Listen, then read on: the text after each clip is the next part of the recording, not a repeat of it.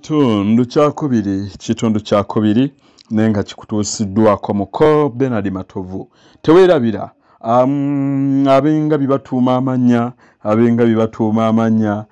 nga Lubega, Yiga, Matovu, Bokenya, Muyomba, Kasozi, Sebyala, Kagugube, Lubyayi, Muwonge, Muliika, Seguya, Wamala, Katugga, Kaluma, Mukumbya, Njuka, Kabiito, batuuma amannya nga Sagala, Materega, Mulindwa, Saka, Jengo, Lubadde, Kasana, Lubogo, Mpuuga, Bomboka, batuuma amannya nga Simuganyi, Mirimu, Kasaanya, Kamoga, Katalo, Mbazi, Sejjulu, aga amannya gonna bagatuuma. Waliwo n'erinnya lye batera okutuuma Semaganye, ate era balina n'omuwafu gwe bayita Semaganye. Batuuma kati ate bwe tugenda mu bawala batuuma amannya nga Nalubega, Nayiga, Namatovu, Nabukenya, waba abamu bamuyita ne Nabukenyi, waliwo abatuuma Namuyomba, bonna banga binno. Nabukeera, balina Lwensisi, Namaganda, Nabunje, Nakachwa, Nanjala, Ndibalekera, Nakanwaji, Namirimu, Nabiryo, balyogira Nabiryo, Namuyiga, agamanya gonna gabangabi. Bannange muko Bernard Matovu, weebale nnyo. Omubala guvuga nti kali kutanda ne kakutwala mu benga byabasambaganyi. Munnange kali kutanda ne kakusuula mu bengabi abasambaganyi. Waliwo n'omulala gwe bakubaawo tadde kaku. Naye kati ate nze bwe mbadde mbawo emibala gino ngasse mulundi gumu ab'engabi ensamba n'ab'engabi nansangwa. Kale agono ge manya ge batuuma. Tuli ku kyoto ky'okumanya. Nze Dr. Kebbi Balige yankoona Balamaga. Tweyongera okubeera nga tuyiga. Mukwano yono audio gwe nakugamba bulijjo gw'owulira balanga atera okubeeramu ebintu akafukunya akaagula mukono. Alimu ebintu ebiyitirivu ebibeera ebyokuyiga. Alimu ebintu bye bakugamba nti togwanidde kubeera ng'osubwa. Alimu ebintu by'ogamba nti ddala byebibyo bye tugwanidde okubeera nga tumanya yadde nga tetubimanyi. N'olwekyo yono audio bulijjo gw'owulira gy'emisomo gye tutaliddamu kufuna gye tutalizuula mu misomo gyonna. N'olwekyo gwagoberera kkiriza ogaana oyiga kinene nnyo. This born child, Jesus Christ, was born on Christmas Day. Kulwaba na kyoto ky'okumanya mwenna nze Dr. Kebbi Balige yankoona Balamaga mbagaliza Ssekukkulu ejjudde emirembe n'essanyu naye temwerabira kwekoma bulwadde bwa COVID-19. Gondera amateeka g'omwaka gw'olimu okusobola okulaba omupya tusinkaneyo nga tuli balamu. So the Holy Bible says, this born child. Butereevu tusinkaneyo nga tuli balamu. Beera ng'ojja obeere ng'oyagaliza banno omwaka omujja gwe tugenda okutandika. Obeere ng'obaagaliza ennaku enkulu. Obeere ng'obaagaliza obubaka obw'enjawulo bw'ogenda okubeera ng'obasibirira. N'olwekyo okola otya tekyetaagisa yadde kya bitaano kyo. Ekyoto ky'okumanya kyo kyewaayo okubeera nga namwe kibaweereza mwenna. Ekyoto ky'okumanya kyewaayo okubeera nga kigamba namwe mukyeyagaliremu. N'olwekyo abakugamba bwanga olina obubaka obw'enjawulo oyinza okujja mu kasanduuke kange n'obeera ng'oyogera nange. Obubaka bwo n'obuteekateeka ne nkulaga bw'oteekwa buteekateeka. Tugenda kubeera nga tubuzanya. Jangu ekyoto kyammwe. N'olwekyo tekikugaana kubeera ng'osibirira abantu obubaka obw'enjawulo kubaagaliza omwaka omupya. Obalage maama wo, mukwano gwo, omwagalwa wo, jangu omwagaliza obubaka. Jangu omutumireko ku kyoto ky'okumanya. Wano n'ofunira ebirungi mwattu ebitagambika. N'olwekyo abasibo ne bannyaba tannaba olunaku olugenda okutandika oba olugenda okuddako olw'enkya ngenda kubeera nga nsumulula obubaka bw'abantu bwe nnina buyitirivu atannaba kubeera ng'ompeereza bubaka simanyi bw'ogenda kubeera ng'osigalira n'olunaku olw'enkya tugenda kubeera nga tubusumulula leeta obubaka bwo tubeere nga tutandika leeta obubaka bwo tusumulule omulundi gumu naye olina bw'ogenda okutandika okuwulira kyekyoto ky'okumanya woofunira ebintu eby'enjawulo woofunira okumanya woofunira ebintu amatendo ameerere n'olwekyo ffenno twewaayo okubeera nga tubaweereza ogwamwe gwakuvujjirira nze atagenda kuzuulwa mu balala kubanga buli kintu ekikwatagana n'okuyiga ffe tukibaleetera gw'omanyi oba owuliriza byafaayo oba ki ye lwaki sitandika audio waffe olunaku olwaleero ataakutuusiddwako muko Bernard Matovu omuzirangabi leero omusomo gwaffe gugenda kubeera omulamwa gwaffe guli nti omusingi kintu kikulu nnyo mu bulamu naye gwe omusomo gwaffe guli nti omusingi gwo guli gutya mu byenkulaakulana omusingi gwo guli gutya mu byenkulaakulana kansooke nkuwe eggulire ly'ono omwami serebu wo gwe bayita Geoffrey Rutaaya nkulaga obukulembeze bwe nga bwe bwatandika Geoffrey Rutaaya ffenna tumumanyi mubaka w'e Kakuuto omulonde oyinza okulowooza nti ebyobukulembeze abigwamu bugwi ekyo si kituufu Rutaaya ono aze yeeyoleka ng'omukulembeze naddala mu bibiina by'abayimbi byazze atandikawo ate ne bifuuka eby'amaanyi era kati awera kutuusa abantu ab'e Kakuuto mu nsi empya era kyemmanyi naawe abagoberera amawulire oyinza okulaba ebintu byazaakola nja bikuyitiramu mu bufunze ntandike omusomo gwaffe Rutaaya ono yava miti ebiri najja e Kampala nga kitaawe amusindise kusoma yadde bambi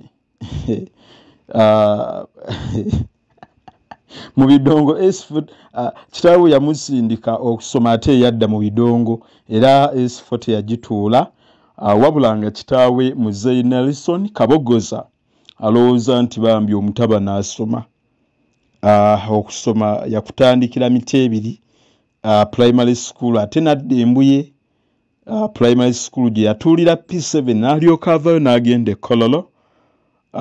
Kololo High gye yasomera okutuuka mu S4 wabula n'atagituula ebidongo byamusinza amaanyi obudde bw'okusoma ne bubula era emabegakawo namugobera ng'agamba mu kiseera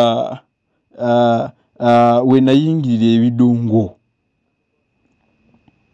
mu kiseera ekyo nali mu kibiina kya Umaru Katumba ekya Imitos nga tuli ng'agamba nti baali abayimbi 370 ng'agamba baalimu Yene Grace Kamatte Miisa Kisemakula William Mitanda bangi mujjukira gwe baali bakazaako eryamu ko Mitanda bamu baamuyitanga Mitanda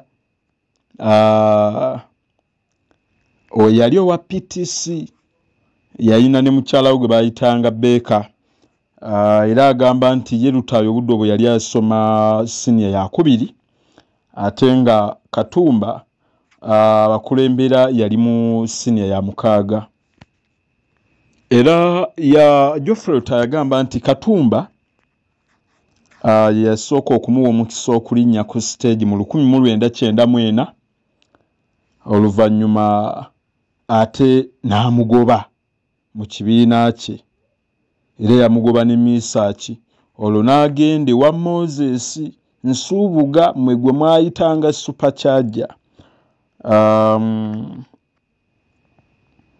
Bwe bamuwa ogw'obuzinyi naye ng'amazina bambi akakamakake kufuniramu waliwo amazina g'okaka naye ng'okaka kufunirako mulimu.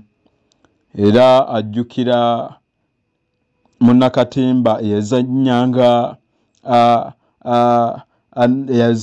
gwe bayitanga Nakawunde mu Ebonies. Yali asunsula abayinterview za Supercharger n'amutegeeza nti agudde interview wabula Lutaaya yamuza ku bbali n'amusaba amuleke ayitewo apange obulamu n'amukkiriza nga bwe banaakuleeta ne mugiramu ne weenyenya ne balaba nga biganye ne bagamba gwe nooyita ebbali n'obugandeka munnange neeyiya mpitewo. Bamukkiriza wabula Supercharger n'amuwa amagezi nti okuyimba ayinza obutakufunamu mangu, omukisa yandibadde aguyizaako awalala. Yamutwala ku Loom Street ku dduuka lya Kyakuwa awaali Nick Street ewa Alex. Yamuwa omulimu gw'okusiba entambi z'ennyimba mu bupapula abayimbi kye bayita okwambaza teepu. Omuyimbi yali asinga okutunda mu budde obwo gwe baayambalizanga obutambi yali Fred Ssebbale. Mwe temumulaba kubeera nga kati takyavuga naye ssebo yatundanga Ssebbale waabeera ssebo. Era nga bokisi z'ennyimba z'obutambi bwe bazisibanga abasuubuzi. Wabangawo abasuubuzi ababanga bazirinze okuzitwala mu byalo n'ebibuga. Era omwami gwe bayita Alex ye yayamba nnyo Geoffrey Lutaaya kubanga Geoffrey Lutaaya oluvannyuma yanyumya n'agamba nti omwami oyo yamuwa emitwalo 7 azitwalira omugenzi Tony Ssengo eyali owa Afrigo akwate oluyimba lwe olwa bamimwa gyabwe. Olwo oluyimba bamimwa gyabwe mulumanyi sijja kuyimba nsiri mulungi mu kuyimba. Kyokka bagamba nti Ssengo bwe yawuliriza bye Lutaaya bye yayimba n'agamba obulamu ogira olindamu omwaka gumu. Era agamba nti bwe gwaggwako n'addayo n'akola oluyimba olwo. Era agamba nti lwe luyimba lwe olwasooka. Lutaaya bw'atu bw'ayogera. Lutaaya era yeeyongera n'agamba nti olw'okuba Supercharger yali asinga kwagala bazinyi ate nga ono ye alemedde mu kintu ky'okuyimba, bambi Lutaaya yamuviira n'ava mu kibiina kye. Bw'atyo n'agenda n'ayita Misaaki ne Henry Mpinga mumumanyi abagoberera program ku CBS. Akola program, alina program gy'akola kubanga mu biro ebyo yali manager waabwe mu mwaka gwa 1995 era yali abatendeka nga ne Abbe Mukiibi abayambako okugenda okukola ebivulu. Era agamba nti ekivulu kye bakola ku Happyland awo ekibuye kyabaleetera okumanyika. Era oluvannyuma ne beegattibwako Grace Sekamate, Ronald Mayinja, Misaaki, ne baleeta Fred Sseruga bawa kusaasira. Era ayongera n'agamba nti olumu bagenda ku Bat Valley okuyimba gye basanga Katolu Bwama mu Diamond Assemble n'abagamba bamwegatteko abawe ebyuma bakube live bakyuse n'erinnya bagiyite Diamond Production. Era ne bakkaanya ne bakikola. Agamba nti oluvannyuma baafuna obutakkaanya ne Kato Lubwama era ekyaddirira Lutaaya yawaayo takisi ye eya Bela Katwe eyali etunda ebyuma by'abayimbi omuli emizindaalo n'ebirala ebyatandika Eagles Production mu 1999 kubanga Eagles Production we yatandikira. Kyokka agamba nti n'erinnya lya bandi baali tebalirina wadde nga baali batandise okuyimba. Erinnya baalisalirawo mu Kivulu erya Ntonde. Era mu Maaci wa 2014 ne Eagles Production yagwa. Banne bwe bagitandika ne bakola Golden Production ate Lutaya n'akola The New Eagles. Ne mukyala we Namatovu kyokka mu 2019 ate Lutaya n'ayingizaamu. Waliwo kye yayingizamu kye sijja kunnyonnyola ate kyendowooza era kyekyagireetera n'okuyimirira kubanga yatuuka ng'ekituufu kiri nti yabanga talina budde ng'atandise okunoonya akalulu. Ebikwata ku mwami ono Lutaya bingi nnyo naye temwerabira. Yawasa empeta mukyala we Irene Namatovu. Embaga eyo yaliwo mu mwaka gwa 2014 January. Olwo yawasa mukyala we gwayagala ennyo. N'olwekyo okusoma kwa Lutaya kulimu ebintu bingi nnyo kubanga ekituufu kiri nti bwe yaterera mu by'okuyimba n'afuna ekirowoozo ky'ebyobufuzi. Bwe kyagenda nga kikula mu mwaka gwa 2018 yatuula ebigezo bya S4 abajjukira mujjukire mu Makerere and Evening Adult School awo ku Saapulo Kaggwa Road n'afuna obubonero 62. Nawulira bagamba omusajja omukulu okutuula n'afuna obubonero 62. Tebiba byangu ffenna tubyogera naye munnange ne mu byonna agamba byesinga okuwa obudde kyekintu ekyokuddayo okusoma kubanga kwali kumusoomooza nnyo. N'agenda n'asoma nga bw'akuba ekidongo n'asoma ate nga bw'ayimba. Ebigezo bya siniya ey'okuna yabifunamu obubonero nga bwe nkunnyonnyodde 62 n'ayitira mu ddala ly'okuna. Weewuunya ebigezo ebyo nno yabikola ne mutabani we Pius Lutaya.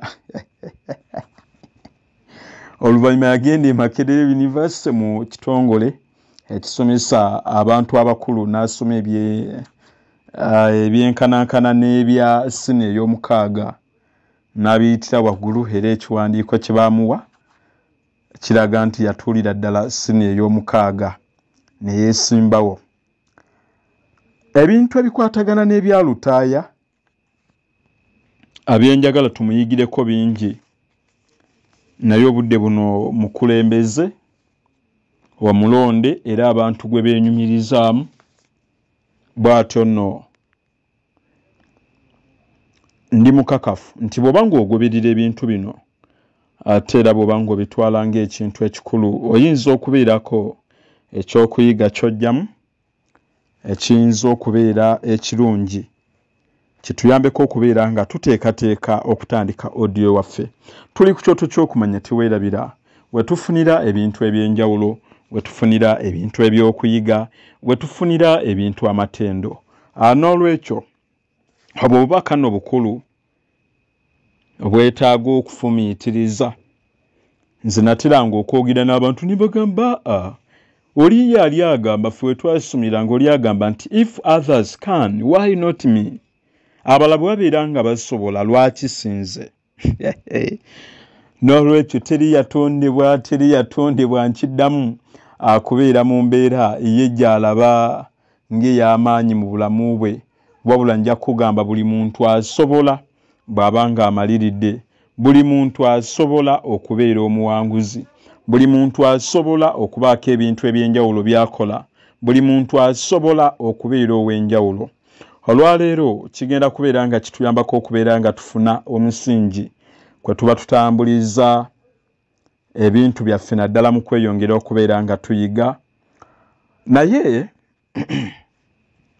ate mwerabira tukyali mu kaweefube ow'okubeera nga tukola etterekero ly'ebitabo by'Abaganda etterekero tugenda kussaamu ebitabo byonna ebitabo ebyabula tugenda kubinoonya tubeere nga tubireeta ebitabo ebyedda tugenda kubisoma abagoberera akatabo kaffe mugoberere kubanga kalimu ebyokuyiga biyitirivu n'olwekyo tukoola okubeera ng'otuyambako era kaweefube oyo tuli mu kubeera nga tusonda okulaba nti tufuna woofiisi bw'oba ng'olina woofiisi oyinza okugituwa n'etuyamba oba luumu gy'oyinza okugamba nti wano we muba muteeka woofiisi ez'ekyoto tweyongere okuyiga ebiwandiiko byonna tugenda bikuŋŋaanya biteekwa okubeeramu kubanga twagala tugobere ddala obutamanya ffenno twewaayo okubeera nga tulwanagana n'olunyaanyimbe okulugobera ddala okubeera nga lutuviira n'olwekyo beera nga otusonderako na kyonna ky'oba osobodde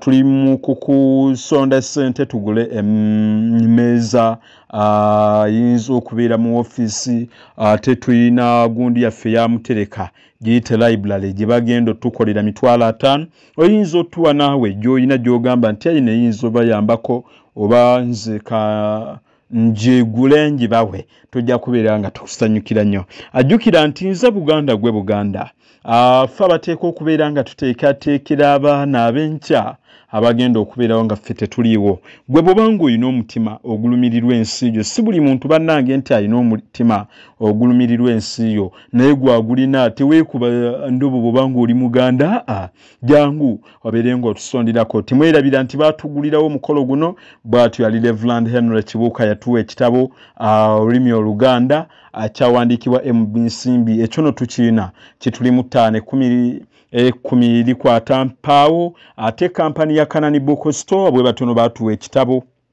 Mutebi Kabaka wange naawe beera ng'otusondera oyinza otuwa ekitabo oyinza otuwa ensimbi enkalu oyinza ovugirira videos zaffe oyinza ovugirira ebintu ebyenjawulo oyinza ogamba nti emisomo gino nange kanjiyumu akasente oyinza ogamba kamba yumu akatabo k'olulimi Oluganda ke tugenda okuzzaako kamba yumu kino tunasanyuka n'ekitono enamba y'ekyoto k'oyita enamba eyo eri 773 ate 276 27 enamba eyo obutereevu oba onfuna era tubeera tweyongera okubeera nga twogera k'ofunira emisomo gino oyinza okuwandiikamu enamba eyo n'onkubira n'ompeereza message ku WhatsApp ng'oyagala ofuna emisomo gino ng'oyagala okugatta ku gurupu yaffe y'ekyoto ky'okumanya ojja ku kyoto ky'okumanya ati bw'ogenda ku YouTube wandiikamu ekyoto ky'okumanya subscribing olikinge ali atya munywanyi Kiwanuka ku Mpooma kubidde ku ngabo y'Abaganda omukyala Kathena Nkabirwa nawe obufuwe omukyala Jacqueline Namatovu webale nnyo webalire ddala byonna omukyala Naku Kiweweesi na mikwano gyange gyonna mbaagala nnyo kali esulamu wadda Ramadhan nawe nkwagala nnyo bamikwano leero njagala kunnyonnyola ku kintu kye tuyita omusingi mu Lunyaanyimbe nyiza kiyita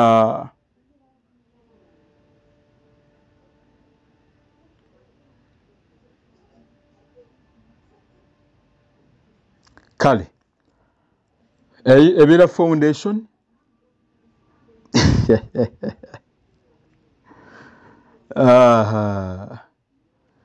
omusingi gwe tuzimbako obuwanguzi bwaffe mu bulamu guteekwa kubeera musingi gwa njawulo guteekwa okubeera omusingi ogugenda okunyweza byonna bye tugenda okufuna omusingi bwe tuba nga tugulina ne tumanya n'ebintu bye tuteeka okukola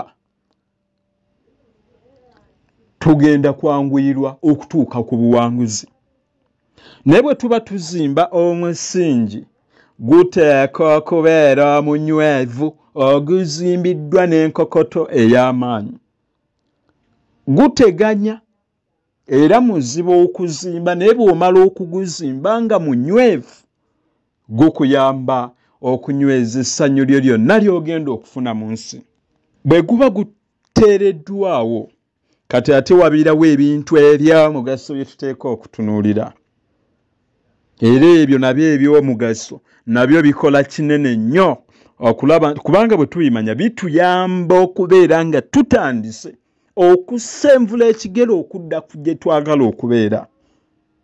Bwe tumanya ebyomugaso bye bigenda otuyamba okubeera nga obugagga bwaffe n'enkulaakulana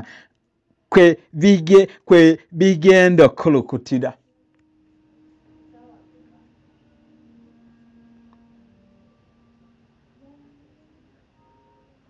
Omusingi ng'oguvuddeko ne tumanya bye twetaaga, n'omanya nga bw'olaba nti omuntu anaakima amazzi butereevu, togenda kutwalayo kisero, togenda gendayo ngalonsa, togenda twalayo kakutiya akakweta, ogenda genda n'ekidomolo, ogenda genda n'ensumbi, bw'oyagala oyinza okutwala eppipa, byonna bibeerawo, naye gwe okusalawooko kutegeeza kinene.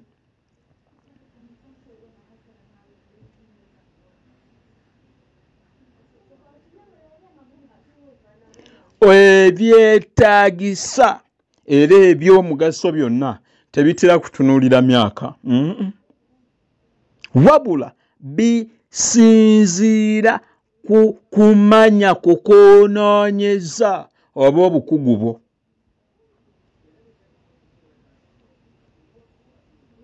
Era kebiri Bayibuli ekikugamba. Ekikyo omuntu okubeera omuwanguzi tekijja kusinziiranga ku myaka, wabula olunsi kitera kubeera ku kweteekateeka. Nabagambako emabega ekintu kye tuyita investing in the future, okuteekateeka ebiseera byo eby'omu maaso oba okusiga mu biseera byo eby'omu maaso. Ne mbagamba ekisooka ye ng'omukugu bwe yagamba, ekintu eky'okunoonya amagezi kye kimu ku bintu ebireeta obugaga n'essanyu mu bulamu bwaffe, okunoonya amagezi. N'agamba tewali kintu kya muwendo nga birowoozo okutwala obudde bwo ng'onoonyereza ku bintu eby'omuwendo. N'akugamba bw'onaatwala obudde bwo n'onoonyereza amagezi ago n'owuliriza obutambi obukuwa amagezi, tewali kubuusabuusibwa, bugenda kuwa ky'oyagala. Era n'akugamba tewali kya muwendo nga magezi, teri kya muwendo nga magezi. N'akugamba era gateeka okubaako kye gakusasula. Gakusasula buli bwekaera enkya n'awuliriza obutambi buno, Mukama n'akuyamba n'oba n'omutima oguteeka ebintu bino mu nkola n'ovujjirira, kubanga bwe weekuba weka endobo nga tovujjiridde gwalumya obulamu bwo. Lwaki? Naawe ku mutima okimanyi nti teri ssomero gy'otwala mwana n'asomera bwereere. Ekyo bw'obanga okimanyi teweetaaga wuliriza katambi kano ne bakukubira omulanga nti vujjirira. Gwe bw'obanga omanyi teri ssomero lya bwereere, okusasula kuve ku mutima gwo, toolanga gwe ky'olaba mu kuyigako.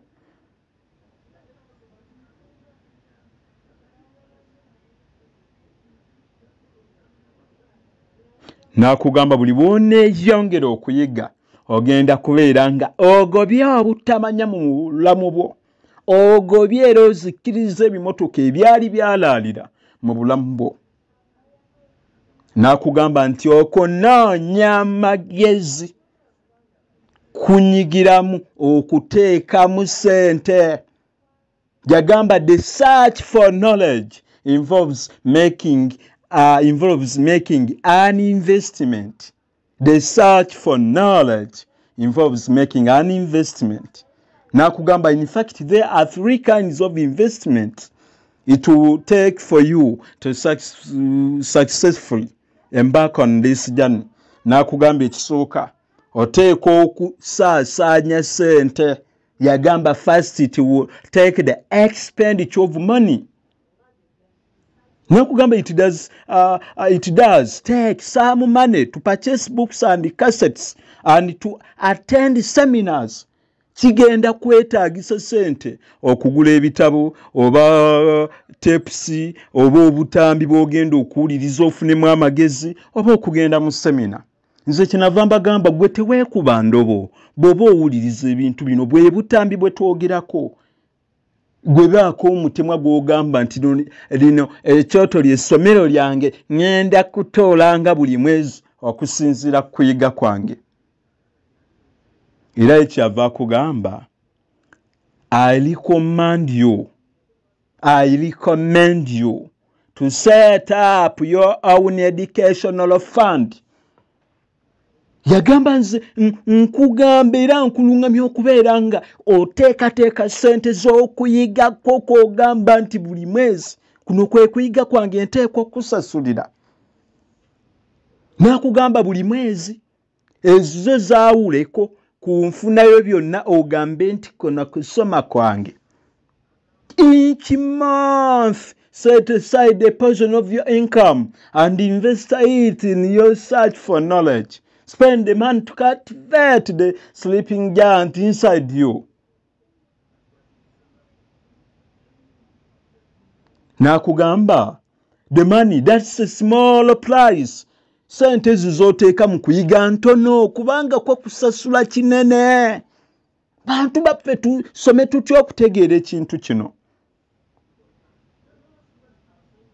Nakugamba okuyiga tekugenda kuggwaawo obukodde bw'ogenda okuyiga tebuggwaawo. Sobola okwata emitwalo 10, emitwalo 5, emitwalo akakadde akamu n'okate oba toyina kyotaddemu kubanga amagezi g'ofuna go tigagenda kuggwaawo. Kantandika ekitundu ekyokubiri nfundikira akatundu kano.